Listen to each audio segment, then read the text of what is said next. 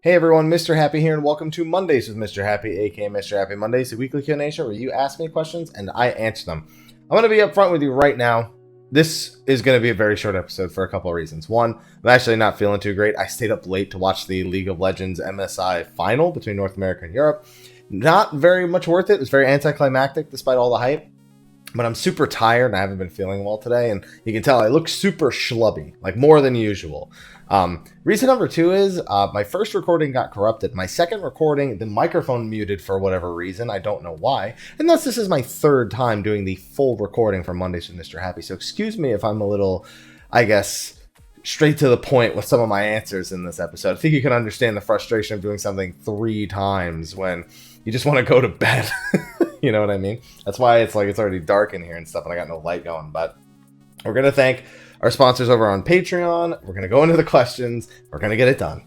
So anyway, before we actually answer the questions, I got to thank our patrons over on Patreon. They've been supporting through hashtag demonetized, and also through weeks like this where there's not just really a whole lot of content to make without me, I guess, kind of really searching for something. There are definitely videos I could be making, could be finishing, but just kind of cooling my jets before the media tour this week, so that way I can get as much content out to you guys as fast as possible, or have as much I guess available when the embargo actually ends on that. So on top of that, we have the live letter this Thursday, which is going to be going over a lot of combat stuff as well. So it's going to be a busy week. So if anything, it's just been a bit of a break ahead of that.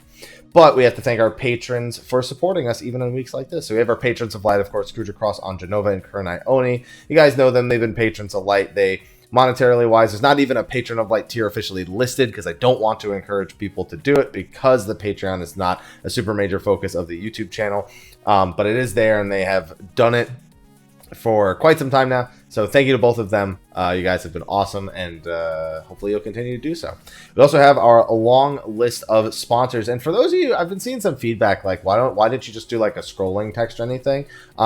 There is a skip button in the description. If you didn't know, it's been there for over a year now, I believe, where if you don't want to hear the sponsor shout out every week, you don't have to, but these people support me, so I want to shout them out as I do every week. So we have our standard sponsors. We have Rav Mal of Cactuar, Kareth Jairus of Midgard's-Armor, Janananon, Malboro, Sarah Arashio from Brynhildr, Kromgar Holzborgson of Gilgamesh, Kevin Wabatalia, Alma Elma, Dark Lumina from Jenova, Marianne, Ramil Gaming, Sabo Empire, Mizra, Red Wings of the Baron FC from Zalera, Cidus, Oreo, and Shiva, Syd Hellwind of Gilgamesh, Afro Ninja from Malboro, Cheesecake from Leviathan, That Lane Weeb, Ashen Emiya of Cerberus, Fafarian, Rendil, Stevie-Rex, and Neon. We also have our elite sponsors. We have J Gardner 99, Benjamin, Irish Rager, George, Batar Garl, Yufu Hukenchi on Excalibur, Scumlord, Itsumi Amarillo of Gilgamesh, Ravik, Card Dragons from Fanfrit, Sigurd Drake from Balmung, Edge Pharaoh Ultros, Jerica, Emma, Zernik of Org 13, Krista Uzuki, Crazy Demeter from Midgar, Raijin Ventinus from Cactuar, Carol, Serafina Edelise, Senshi, Shadowlink on the Tonberry server, Dom, Asuka Wake from Jenova, Lamilianella of Midgard's-Armor, Sarah and the Fennel family, Janyo Yatia, Kifkin Great Eagles on Exodus, Katayoshi from Khuja, Skia Symphonia from... Wait, what? Did I just skip like past 1 million names? I just read a name that straight up wasn't there. Katayoshi from Khuja, Rylanator Westaus The Purple Warrior, Adric Red Seal on Exodus, Lexxie Valentine, Mantaru the Rivivus FC from Zodiac, Sarah Tribes from Jenova, Rynoet Chikara, Guisha Alpha of Siren, Phoenix Sound FC on Goblin, and Saren from Zodiac. Yeah, Skia Symphonia is, if they were here, they're in a completely different spot, or they were in the past, and they aren't right now. But we have our premium sponsors finally of Endless 88, Yaluria Maline, Noel, Sumbla, Nakunayame, Shana Senpai of Behemoth, Zoshima, Hasha of Fanfrit, Beatrice, Kazuzu, Vapatiam of Diablos, Shadow Aria of Brynhildr, Zeravira of Korol, Alchemy, Shinka, Casual Heroes FC on Midgard's-Armor, Tatachaka on Hyperion, Kainazuki from Jenova, Starla of Korol, Sathal, Sarah Frost from Behemoth, Holy Tabasco, Crass 015, Sony FC on Ultras, Kat Kazuma, Ignis Fairgun from Excalibur, Valestra of Fanfrit, Not Quarters from Excalibur, Crocus Moonscar, Private Mikey, Nana Kirasami, Rudy Rudiger, Kalak, and Roll Jr. and Kiltastic Jones. You can tell it's my third time doing it, and that I'm very tired when I just start throwing names that are straight up not there at the time, but at least you know I'm thinking of you. But anyway, that's going to be it. Thank you for the sponsors over on Patreon for supporting. Now let's get to the questions that I'll be answering for the third time over, so the answers will be a little shorter. Now, I will say before answering these that there were a ton of questions that I've been answering in previous weeks, so there are a lot like towards the end where I started skipping. So again, if you have a question, don't forget you can ask it in the YouTube comment section. If it's something I've answered a lot recently, it's a very common question I receive. I may not take it unless it's been a very long time since I've answered it. So just keep that in mind. But anyway, our first question here. Hello, Mr. Happy. I haven't asked a question in a while, so I have some tomestones of philosophy and mythology for nostalgia's sake. Whenever I've read an interview where someone asked Yoshi P about challenging format and content, it seemed like he doesn't know or understand that people are asking for something akin to Mythic Plus. Do you think that framing of this request should be changed so that he understands what people are asking for in less vague terms? Or as an interviewer, is it necessary to ask questions in vague terms? Well, I know you can't keep up with every interview. It'd be unfeasible. But literally 2 years ago, I believe it was at the media tour for Stormblood, I asked him verbatim, hey, do you know about Mythic Plus? Would you ever be open to doing challenging format and content like Mythic Plus in the game? And he answered, and he said, yes, I know what it is. Yes, I'd be totally open to doing it. We would really like to open up more options. At the very least, it would, in the dungeon options section, like undersized and stuff like that. So he's very aware of what it is because I've asked him directly. So he knows what it is to answer the thing, but it just doesn't seem to be a major priority right now. And as an interviewer, is it necessary to ask questions in vague terms? We don't ask them necessarily in vague terms. You like to ask them in an open-ended manner that doesn't demand a direct answer. If you approach someone you're interviewing and you ask them a question where the answer is basically one of two things, and if you don't get the answer to your thing, then you ask for some elaboration, or you kind of just take it in a negative light if it's not the answer you wanted. It puts everyone on edge, especially the person you're interviewing, and then it's not any fun for them. It's not, you're less likely to get any good information out of it, so it's generally not considered good form. You want to ask in such a way where the person interviewing can be as elaborate as they want or not as elaborate as they want, but you want them to be comfortable in the interview process. So straight up going, yo man, where's my Mythic Plus?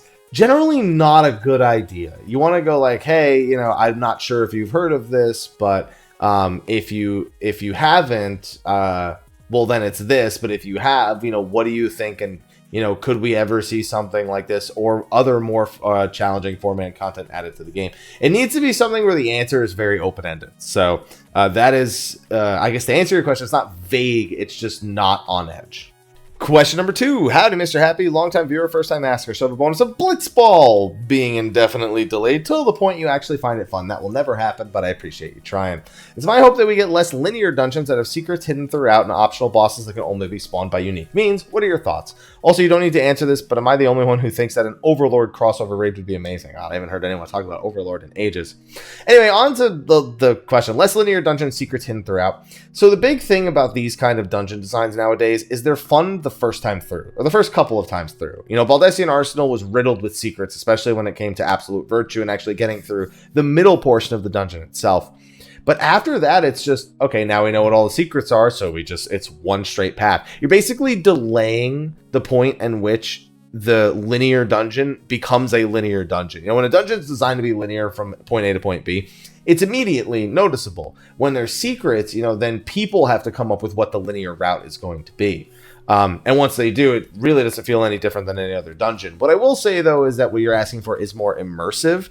But I don't think that what it sounds like it is on paper doesn't equate to what it actually ends up being in game.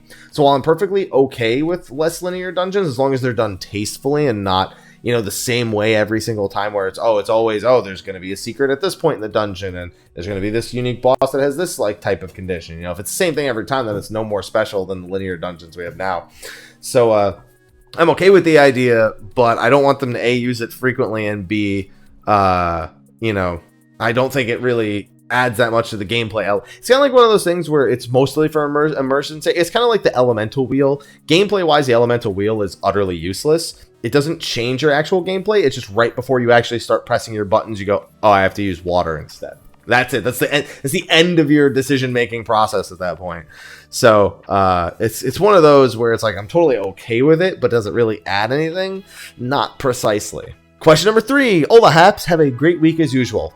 This one will be a good one. I know I ask way too often in a short span of time, so please accept some first-class seat to watch Blitzball. I don't know that you get a first-class seat to a sporting event. I think there's front row, there's box seats, but I don't think there's first class. I'll take a first class on a flight, though. I'll take that. All right, question, and I promise this is the last one before Shadowbringers from me. Though this is more like a theory-esque question. Back in 4.4, I know you meant 3.4, the Warrior of Darkness said that they kept fighting the darkness till they completely won, and there was no one else to fight. But we know, at least assume, that the Sin Eaters exist because of the Flood of Light, so if the Warrior of Darkness really managed to banish the darkness, shouldn't they then encounter the Sin Eaters right after the Flood of Light happened? And then they should be staying in the first to help defend against that. which would prevent them from traveling to the source, let alone becoming the Warrior of Darkness. You have to realize being a Warrior of Light against the Flood of Light, you're utterly useless. You're basically just perpetuating the problem. So it's very likely that their ability to become the Warrior of Darkness was stemmed from one of a couple of reasons. One, as a Warrior of Light in their own realm, utterly useless. They need the help of Hydaelyn or warriors from another source, or they can at least go to another source to prevent it from happening there, or another shard such as the source to prevent it from happening there. What's most likely is they went to the source so that way they could get the closest possible connection to Hydaelyn. But the even more likely possibility is that to become a Warrior of Darkness, obviously they had to turn to the Ascians and Zodiark. And if you're going to turn to them, you're going to have to do something they want you to do. So it's most likely that they said, hey, our world is being consumed by light. We don't want to lose it. We need to embrace darkness. And they said, well, if you're going to embrace darkness, A, you're going to have to give up your corporeal form, and B, you're going to have to do what we need you to do over on the source. It's probably realistically a mix of the two, but they're basically useless as warriors of light on their own realm. That's why we're going to become a warrior of darkness when we go to the first, because as a warrior of light, as is shown in the Shadowbringers trailer, we're utterly useless against the flood of light. Next question. Hey, Mr. Happers, been watching your content since 2.0. Love your content and first time askers, so have a bonus of using the Echo to see 1 minute of the last trailer of the last expansion. You know, the Echo is really more used to see into people's past. We use a slight form of, I guess, seeing into the future when it comes to dodging AoEs. But I don't know they're going to let us see that far into the future. My question is, do you think if they gave White Mage re-raise, would it help with the balance of healers? I think it'd help with identity. No, it doesn't really add anything to White Mage, anything that makes them stand out more than the other. Rezzing is already in its current form way too available in Final Fantasy XIV. You'd basically have to go away and get rid of Rezzing like outside of the healers, and then even then you'd probably have to make it more resource intensive to do to make the re-raise really worth having in case. It's also one of those things that once you're really good at a fight, it's utterly useless, and it's just one of those abilities you cast, I guess, just in case, but it's utterly useless if everyone in the fight knows what they're doing. So it's an ability that doesn't really, I guess, scale into the progression of the character later on. It's just one of those things, the better you get, it's kind of like Red Mage. Red Mage, the more gear you get for Red Mage, the less of an exciting choice it is for a lot of people. Not true as much now that, Summoner's seen some adjustment, Red Mage has seen some adjustments, but it definitely falls into that category, and I don't really think it helps with identity unless they want to keep with the pure healer thing, and they've said they want to get away from that. So I think they need to focus more on active gameplay elements of the job that make it stand out, and not, I can get up again if I die without you using any of your mana. I don't think that really is a good enough reason to look at them and really consider it. At Mr. Happy Question. Hey Haps, how you doing? Long time viewer, first time asking, so I have a bonus of a steak dinner for you and Mel on me if you're ever in Knoxville, Tennessee. I have one short question and one long, dude. I actually feel like going and buying a nice thick steak. I've been watching a lot of like steak cooking videos, and the last time I cooked Mela steak, back where I grew up, I was used to getting, not very thick cuts of steak. We didn't really have great options where I grew up. But then when I got out to California, there's so many places where you can go get really fresh meat. Compared to where I grew up, and so I went to, Mel and I wanted to have steaks, and I offered to cook them because I was used to cooking my own steaks, and I got one that was more like, more like what I grew up with, like a hanger steak or something like that, or at least it's not a super thick piece of steak. And Mel wanted this nice thick ribeye, and when I went to cook it for her, it was seared, but I decided not to put it in the oven to finish it, even though it was really thick. And I did not cook it very well. Basically, we had to throw it in the oven anyway because it was still like blue in the middle. It was still mooing. So not a great previous experience with steak for me. Anyway, now with that tangent gone. Question 1. When Shadowbringers hits, will your 2 patrons of light be converted to patrons of darkness? Yeah, it makes the most sense. I'll probably slip up and call them patrons of light, but yeah, it definitely will be that case. And question 2. I'm not sure if I've seen anyone ask this, but do you think if Square Enix got rid of stance dancing for tanks, would it still work? Well, if it's not there, then it won't. Do you mean, will the tanks still work? Okay. Like making the tank stance a trait and the DPS stance an OGCD like they did for healers and cleric stance. Well, they undid that for healers for a very, very obvious reason, because it created a gameplay dichotomy that they felt was uncomfortable and not all that useful to the game altogether. That being said, it's not that it couldn't work, but I don't know that it's necessarily great, because basically what you're saying is at the same level, let's say level 30. At level 30, you get a trait just passively where you're now going to take 20% less damage, you're going to deal 25% less damage, or in the warrior's case, you're going to have more health and healing. That's just a trait. You have no choice in the matter about that. It just happens. And then at the same time, you get a button that's a DPS ability, and that probably would turn off the trait. I don't think it's any more or less confusing, at least when you have the stances. While it is definitely more tedious, especially for Paladin and Dark Knight, because their stances, Grit and their Oaths, they sit on the GCD because of the amount of defensive power that comes from activating Shield, Oath, or Grit. So that's why they're there and why Warriors isn't. And I don't know that it necessarily, it creates a bit of confusion for a different reason, because now you just have this passive power change. And if you don't check your trait list at 30, there's a lot of players that don't check that stuff. They're literally going to be like, what the hell is going on? It's going to it'll increase their aggro. It'll do all those things. But I think in terms of clarity, it doesn't help. And then in terms of actual gameplay, I don't think it helps that much either. It gets rid of a button at the very least, which is nice, but I don't know that it's the right choice. It's just, I think it comes with a lot of really unclear design choices in order to make it happen. All right, the next one I've skipped 2 weeks in a row, so we'll actually take this one, and I think I know why I skipped it. Hey, Mr. Happy, I tried asking this 2 weeks ago, and while I don't think my question is like this, you did bring up a reoccurring question. Here's hoping you can answer this time. If not in the video, maybe as a response. I did add a TLDR, but you'll miss the nuances of my inquiry that way. Anyways, my question. So the TLDR of this paragraph is, why are all female primals humanoid, Suzaku being the only minor exception? And the paragraph goes on to talk about, Anima, and of course, Anima being a less humanoid-esque type summon. Valfer also being less humanoid. I guess Final Fantasy X did a pretty good job at that all together. And to that, I guess there's no really good answer. I'd have to imagine that in terms of marketing, it's probably to throw some sex appeal in the game. And it sounds weird because it's a bird lady and bird. It's two bird ladies, Garuda and Suzaku, and then you've got Sophia, and it's just like you've got all these very humanoid-esque characters that are I guess designed to be very attractive to a certain degree. And I can't imagine that's for anything other than marketing, personally. Even when you look at Eureka, you look at Louis, you look at Pazuzu, and then you look at Penthesilea, and you're like, okay, I guess that's just how she's going to be designed. There's nothing wrong with it. It's just that's what I'd guess is it's just they want sexier characters, I suppose, fitting those roles. Kind of like Shiva, not Shiva in 14, just Shiva in general. Shiva's a dude, when we look at mythology, and look at her in Final Fantasy, it's a totally different imagination, or a totally different, reimagining of her. And I'd imagine that it's kind of similar here, where it's, it's more appealing to people when they see it, All right, if I remember from my previous 2 recordings, there's 3 or 4 more questions, if I remember properly.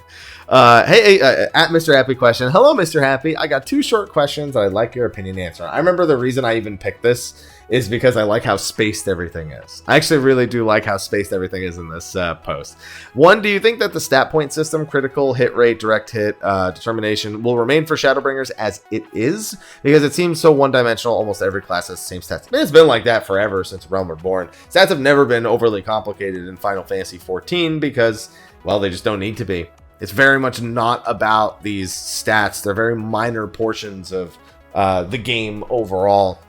And I suspect we'll see some changes to them, but not very much. I expect skill speed and spell speed to finally be turned into haste. I don't see a reason to keep it separate. For jobs like Paladin and Dark Knight, it's just annoying that skill speed and spell speed are separate, because then you have some abilities that set off a 2.5 GCD and some that set off one that's lower, and it's just not satisfying at all. But other than that, no, I think it'll remain mostly the same.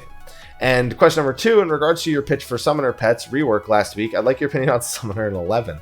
Do you like how it's implemented, or could this way of mainly focusing on a pet be used for Final Fantasy XIV? So let me talk about Final Fantasy XI Summoner, for those who are unfamiliar with it. So the summons are way cooler. They're grander, and they're pretty much the entire point of the job over in Final Fantasy XI. That comes at the cost of, if you go to like old school Final Fantasy 11, you find that Summoner basically used to use one ability every, just under a minute. And they eventually made it so you could use two if you wanted to use one offensive skill and one defensive skill. You could, but you're basically just sitting there, summoning your pet, doing one big attack and putting it away so it didn't burn your MP. Eventually, they tried making it so keeping summons out would provide buffs, and it's more useful now than it used to be, but also because perpetuation costs and the way the game functions now is very, very different. But it just never stuck way back then. It was still just summon pet, do one super attack, put it away. It was MP efficient and easy to do. And it was super boring, man. I got forced in the Summoner for so many events because of that, because it was just easy. It was low risk. It was low involvement. It was just the easy mode, and it's even easier now if you do a bunch of grinding. Nowadays, it's down to like 18 to 20 seconds, I think, something like that for the blood pack cooldown if you have the right gear for it. On top of that, they have abilities that let you spam some of those abilities a little bit more, Epigee, Astral Conduit, but overall, I found that both suggestions I've seen from people regarding Summoner, one being, more focused on the Master and one being more focused on the pet. I feel like I just want to meet somewhere in the middle with that, where right now, I feel like Dreadworm Trance and Demi Bahamut are very good steps towards making the Summoner feel more like a Summoner. There's these huge big off attacks that you build towards, but still like involving the casters themselves is very Summoner-esque. Whereas in Final Fantasy 11, it's Summoner. The Summoner itself is non-interactive. It's all about the pet and what you tell the pet to do, which isn't a whole lot, but it's very, very effective when you do it. So I want to be somewhere in the middle where it's clearer. There's more blurred lines about how much impact the summon is having and how much impact the master is having. And it feels like near equal contribution, both visually and numerically. All right, so I actually did misremember. I was kind of right when I said it was 3 or 4 more questions, but it was between 2 different people. A lot of the other questions I've answered a lot very recently, or I answer them very frequently. So while I did see some other questions, some of them regarding, my choices regarding certain things, whether it be my favorite fight or, my Final Fantasy 12 setup or, incorporating more Final Fantasy 11 mechanics into 14, a lot of that stuff I answer very frequently. So, you can try asking it again in the following weeks, although I expect a lot of Shadowbringers related stuff with the live letter being this Thursday and then the eventual Media Tour embargo and E3. We just expect a blitz of Shadowbringers related stuff. So I'm not sure when we'll be seeing those questions again, but we'll just have to wait and see. This is the last person, but they have 3 different questions. Excuse me. I've been very gassy too today, on top of being under the weather and being tired. It's just, I'm sorry. It's been a very off day for me. I apologize. But this is the last person, so let's get to it. Hey, Mr. Happy, first time asking on YouTube, so I have a bonus of no Blitzball. I like you.